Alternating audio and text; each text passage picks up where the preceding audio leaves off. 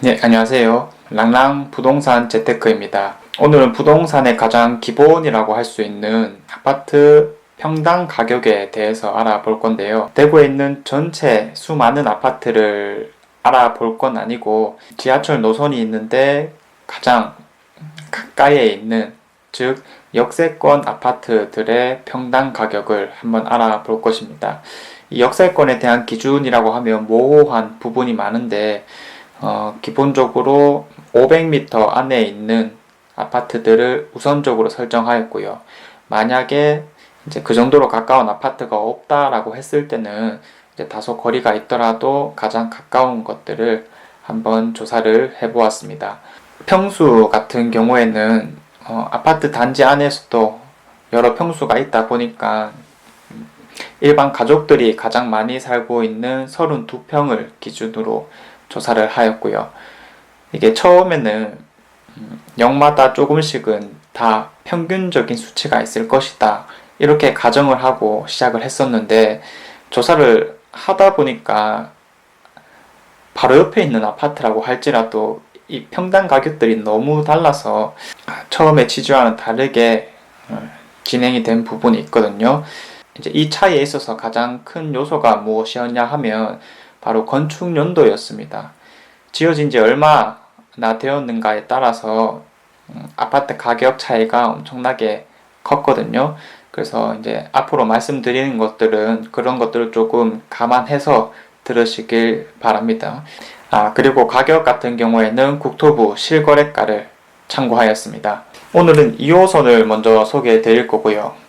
다음에 정리가 되는 대로 1호선, 3호선 순서대로 한번 진행을 해보도록 하겠습니다. 자, 그래서 지금부터는 제가 직접 조사한 내용들을 보면서 한번 이야기를 드려볼까 합니다. 가장 왼쪽 편에 있는 문양역부터 한번 시작을 해볼 건데요. 문양역 같은 경우에는 종점이다 보니까 아직까지 개발이 많이 안 되었죠. 그래서 가장 가까이 있는 아파트라고 할 것도 없었습니다. 상당히 순조롭네요. 자, 그리고 이제 비슷한 느낌의 역들끼리 한번 비슷한 색깔을 한번 칠해 봤거든요. 이렇게 나와 있는데 요거는 주관적인 생각입니다. 첫 번째 다사역과 대실역이 있습니다. 요 두 지역은 흔히 우리가 다사지역이라고 하는 곳인데 대실역 주변으로 해서 상권이 많이 형성이 되어 있기 때문에 최근 10년 내에 많은 아파트들이 지어졌다라고 보시면 되고요. 다사역 같은 경우에는 최근 들어서 새로운 아파트들이 들어오고 있다, 이렇게 보시면 될 것 같아요. 자, 그래서 대실역 같은 경우에는 건축 용도의 차이가 있었고 대략적으로 한 1200만원 정도 이상은 다 형성하는 것을 우리가 확인할 수가 있었습니다. 자, 가장 근래에 지어진 2017년도가 이제 1400만원 정도로 좀 앞서 있다라고 보시면 될 것 같고요. 다사역 안에서도 18년에 지어진 삼성그린 코아가 역시나 신축이기 때문에 평당 가격이 조금 높은 경향이 있었지만 다른 아파트들은 이제 조금 대실력에 비해서는 낮은 가격대를 형성하고 있었다는 것을 우리가 알 수가 있었습니다. 자, 그리고 강창역 같은 경우에는 딱 세 아파트가 있었거든요. 한국형, 명가, 우방유셀 이렇게가 있는데 이제 대체로 평당 800만원, 900만원이 조금 안 되는 선에서 형성을 하고 있었습니다. 자, 계명대역 같은 경우에는 대학교 앞이다 보니까 아무래도 아파트라고 할 건 없었고요. 그나마 가장 가까이 있는 것을 한번 조사를 해보니까 한 600만원 정도였다. 자, 그리고 성서 산업단지역과 이곡역 이렇게가 있는데 이 지역은 흔히 말해서 성서지역이라고 하는 곳이거든요. 역 가까이에 있는 아파트들보다는 조금 더 위쪽에 있는 아파트들이 이제 선호되는 경향이 있는데, 그래도 이제 오늘 주제와 맞게 가장 가까운 역을 한번 살펴보자면 일단 연도수를 보시면 아시다시피 신축 아파트가 없거든요. 이쪽은 지은 지 최소한 20년 이상은 된 아파트들이 계속 있었고요. 그리고 가격 같은 경우에는 큰 차이는 없었고 대략 한 700만원에서 800만원 정도를 형성하고 있었습니다. 자, 그 다음에 용산역 여기 같은 경우에도 지금 보시다시피 건축 연도가 조금씩 차이가 나는 걸 보이죠. 비교적 최근에 지어진 2013년의 삼정 같은 경우에는 1,400만원대를 형성하고 있었고요. 장기 누림타운이라고 해서 지어진 지 한 20년 가까이 된 곳들은 900만원, 그리고 용산역에 이제 랜드마크 아파트라고 할 수 있죠. 용산 롯데캐슬이 랜드마크답게 다소 높은 가격대를 형성하고 있었습니다. 한 1,300만원 정도 생각을 하시면 될 것 같고요. 자, 그 다음에 최근 들어서 개발이 많이 이루어지고 있는 축전역 같은 경우에는 2010년에 그리고 2003년에 지어진 것들을 한번 봤거든요. 역시나 조금씩 평당 가격 차이가 존재했다는 것을 알 수가 있습니다. 대략 기본적으로 1,000만원 이상은 된다라고 보시면 되고요. 여기 같은 경우는 새로운 것들이 조금 들어서고 있는데 분양권도 한번 봤거든요. 지금 현재 빌리브 스카이라는 게 있고, 보통 분양권 거래할 때 피가 얼마 정도인지 바로바로 이제 매물에 안 나타나는 경우가 있었는데, 여기는 이제 한 피 1억 정도라고 가정을 했을 때 평당 가격이 한 2천만원 정도에서 형성이 되고 있다라는 것을 우리가 확인할 수 있었습니다. 자, 그리고 이쪽 라인이 제가 생각했을 때 비슷한 느낌이어가지고 이렇게 한번 싹 묶어봤거든요. 감삼, 두류, 내당, 방곡의 청라운더. 청라운더는 좀 애매하긴 했지만 같이 넣어보긴 했습니다. 자, 그래서 여기 또 최근 들어가지고 이제 앞으로 좀 발전이 이루어지지 않을까 예상이 되는 지역이었고요. 역세권에 있는 아파트들을 한번 살펴보니 감삼역부터 보면 여기도 기본 20-30년 이상은 된 곳들이 많았거든요. 자, 그래서 평당 한 900에서 1000 정도를 형성하고 있었다는 것을 우리가 확인할 수 있었고요. 두류역 같은 경우에는 일단 이쪽 전체 지역이 최근 들어서 이제 신축 아파트가 들어선 경우가 거의 그냥 아예 없다시피 생각을 하면 되니까 전체적으로 연수가 많이 오래됐다라고 보시면 됩니다. 15년 이내에 들어온 것들은 없죠. 감삼, 두류, 내당 역쪽으로 해서. 자, 그래서 한번 살펴보면 감삼역에 비해서 조금 더 높은 평당가를 형성하고 있었는데 한 1,300만원 정도 예상을 하면 될 것 같고요. 내당역 같은 경우에는 감삼, 두류보다는 다소 떨어진다는 것을 확인할 수가 있었죠. 요거는 한 900만원 밑으로 생각을 하시면 될 것 같아요. 자, 방곡의역 같은 경우에는 여기도 이제 최근 들어서 아파트들이 조금씩 들어서고 있다는 것을 우리가 확인할 수가 있거든요. 가장 최근에 지어졌던 이 편한 세상 대신 같은 경우에는 한 1,700만원 정도 평균적으로 형성을 하고 있었다는 것을 우리가 확인할 수 있었고요. 그 밖에 연수가 좀 된 거라고 하면 한 1100 후반에서 1200 정도로 예상을 하시면 되겠습니다. 자, 청라운덕 같은 경우에는 여기도 이제 다양하게 한번 연수를 봤거든요. 10년 정도, 10년에서 15년 정도 된 것들이 한 1300에서 1400 정도 형성한 것을 확인할 수 있었고요. 비교적 최근에 지어졌던 2015년에 지어진 대신 센트럴 자이 같은 경우에는 1600만원 정도를 형성한 것을 알 수가 있었습니다. 자, 그 다음에 중심역이죠. 반월당역인데 여기에 가까이에 있는 삼정 그린코어, 허브스카이, 효성 해링턴 플레이스 같은 경우에는 한 10년 정도 된 것과 5년 정도 된 것들을 봤습니다.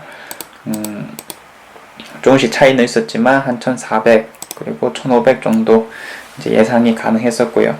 경대병원 근처에서도 비교적 브랜드가 있는 것들은 한 1,500만원 정도를 형성하였지만 청구맨션 그리고 삼덕 드림타운 같이 이제 아직 브랜드적으로 인지도가 많이 올라와 있지 않은 아파트들은 한 1,000만원 그리고 그 이하를 형성한 것을 우리가 확인할 수 있었습니다. 자, 그 다음에 여기를 넘어가면 수성구 지역이라고 보면 되겠죠.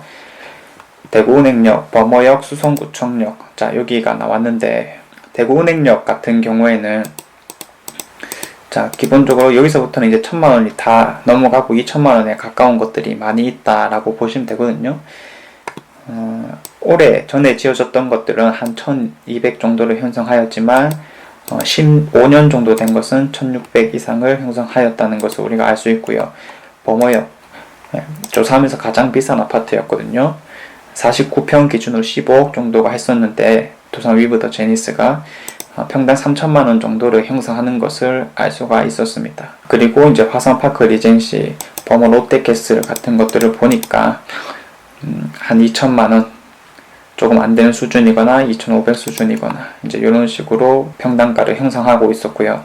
수성구청역 같은 경우에는 대구에서 가장 핫한 학군이 있는 곳이죠. 그래서 평당가도 다소 높게 형성되어 있는 것을 알 수가 있었는데, 버머 SK뷰 같은 경우는 한 2,700 정도 실거래가를 기준으로 평당가가 형성되어 있었고요. 자, 그리고 나머지 좀 오래된 것 같은 경우는 2천만 원 수준, 그리고 역시나 2천만 원 수준에서 형성되어 있는 것을 우리가 확인할 수가 있었습니다. 자, 그 다음 만촌과 담티역이거든요. 만촌역 같은 경우에는 역시나 지어진 연수들을 보니까 대략적으로 비슷했는데 평당가 차이는 있었습니다. 자, 그래서 2천만 원 수준에서 또 이루어지는 것을 확인할 수가 있었는데, 여기 같은 경우는 앞서 말씀드린 두산 위브 더 제니스나 아크로 타워 이런 곳들, 백령 가약궁 이런 것들은 평수가 비교적 컸거든요. 우리가 일반적으로 말하는 32평짜리 아파트는 잘 없었고, 이제 평수가 큰 것들이 있었는데 이러한 것들의 평당가가 오히려 더 높게 책정되어 있다는 것을 우리가 확인할 수가 있었습니다. 최소 2천 이상은 다 형성이 되어 있었고, 두산 위브 더 제니스는 아까 말씀드렸듯이 3천만 원 정도는 형성이 되어 있네요. 자, 그리고 담티역 같은 경우에도 기본적으로 1,500 정도는 형성하고 있다. 평균적으로 그렇게 보시면 될 것 같고요. 자, 비교적 최근에 지어졌던 것은 2,600 정도를 형성하고 있다는 것을 우리가 알 수가 있었습니다. 그리고 연호역과 대공원역 같은 경우에는 아파트가 없다고 보시면 되거든요. 연호역 같은 경우에는 이제 지도를 검색해보면 5성이나 달성 아파트가 있다는 것을 우리가 확인할 수는 있는데, 군인들이 사용하는 곳이더라고요. 그래서 실거래가라든지 이런 부분들은 확인이 불가능하다라고 보시면 되고요. 대공원역은 야구를 좋아하시는 분들은 이미 많이 가보셔서 아시겠지만 야구장밖에 없습니다. 현재로서는. 자, 근데 이제 연호역은 제가 앞서 영상을 올렸던 부분이 있듯이 앞으로 아파트나 이제 여러 가지 중요한 기관들이 많이 들어올 것이라고 예상되기 때문에 눈여겨서 봐둬야 되는 부분이라고 생각하시면 될 것 같고요. 자, 그 다음에 대공원역을 지나서 고산, 신매, 4월, 정평 이렇게 나오는데 흔히 CG 지역이라고 하는 지역이죠. 자, 그래서 이것들을 한번 살펴보면 고산역 역시나 지어진 지 조금, 여기도 이제 지어진 조금 오래된 아파트들이 많다라고 생각하시면 돼요. 자, 고산역 같은 경우에는 한 기본적으로 1,000 정도는 형성이 되어 있었고요. 지어진 연수에 따라서 1,500 이상도 받는 곳이 있다. 자, 이렇게 보시면 될 것 같아요. 자, 신매역 같은 경우에는 대체로 또 지어진 지가 오래된 곳이다 보니까 평당 가격 한 1,000 정도 밑으로 형성이 되어 있다는 것을 우리가 확인할 수가 있었고요. 사월역 같은 경우에는 조금 더 연수가 괜찮죠. 신매역에 비해서. 그래서 이제 1,000 이상, 1,100대를 유지하고 있다. 자, 지어진 것도 다 비슷비슷하기 때문에 다 비슷한 수준을 유지하고 있는 것을 우리가 확인할 수가 있습니다. 자, 정평역 같은 경우에는 90년대에 지어진 것들은 다소 낮게 형성이 되어 있었고요. 이곳 같은 경우도 아파트는 크게 많이 없다라고 보시면 되는데, 많이 받아도 한 900 정도로 형성하고 있었고, 대체로 그 아래로 평당 가격을 유지하고 있다고 보시면 됩니다. 자, 그리고 임당역 같은 경우는 최근 들어서 아파트가 지어지기 시작했거든요. 자, 2010년쯤에 해서 이편한 세상 1, 2, 3단지가 들어왔었는데 여기는 이제 1000에서 1100 정도를 형성하고 있다라고 보시면 되고요. 가장 최근에 지어진 호반 베르디움 같은 경우에는 역시나 지어진 지 얼마 안 됐기 때문에 다소 높은 평당 가격을 형성하고 있다는 것을 알 수가 있습니다. 자, 그리고 마지막으로 영남대 같은 경우에는 여기도 계명대와 같이 대학교다 보니까 근접해 있는 아파트들은 없었거든요. 그나마 가장 가까이에 있는 아파트를 한번 조사해 보니까 한 600만원 정도가 예상이 되었던 부분이고요. 자, 이걸 들으면서 어떤 생각이 좀 드셨어요? 저는 조사를 하면서 정말로 크게 깨달았던 게 공통적인 평당 가격은 없구나라는 것을 깨달았거든요. 결국 아파트 단지마다 형성하고 있는 가격대가 다 다르다라고 하는 거였죠. 우리가 일반적으로 부동산 분석을 할 때 시장 분석이라는 것을 하는데 이런 질문들을 하시는 분들이 많으세요. 뭐 대구 지역 어때요? 혹은 뭐 부산 지역 어때요? 서울 지역 어때요? 라고 하는데 사실 그런 것들이 좀 무의미하다는 거죠. 결국 우리가 아파트 단지별로 그 특색을 파악해서 조사를 해야 되는 부분이기 때문에 혹 같은 연수에 지어졌다 하더라도 절대로 같은 것으로 보면 안 된다라고 하는 것들을 또 깨달을 수 있는 시간이었던 것 같습니다. 이렇게 조사한 부분에 있어서도 미흡한 점이 많았거든요. 예를 들어서 결국 그 아파트 단지 내에서도 선호하는 동, 층, 향이 있을 건데 그러한 차이점들을 제대로 반영하지 못했다라고 하는 점이 있고요. 자, 그리고 평당 가격 같은 경우에는 올해 2019년 정도에 일어났던 거래를 기준으로 이 정도는 평균적으로 받는구나 라고 해서 이제 형성한 가격을 말한 거였거든요. 최대한 보수적으로 잡으려고 했던 경향이 있어서 실제로는 요것보다 조금 더 높을 수도 있다. 자, 이렇게 보시면 될 것 같고요. 아무튼 대략적인 느낌을 알아보는 데 있어서 좀 도움이 됐으면 하고요. 더 좋은 내용을 바탕으로 다음 1호선 그리고 3호선도 한번 이어나가 보도록 하겠습니다. 네, 이상 랑랑 부동산 재테크였습니다. 감사합니다.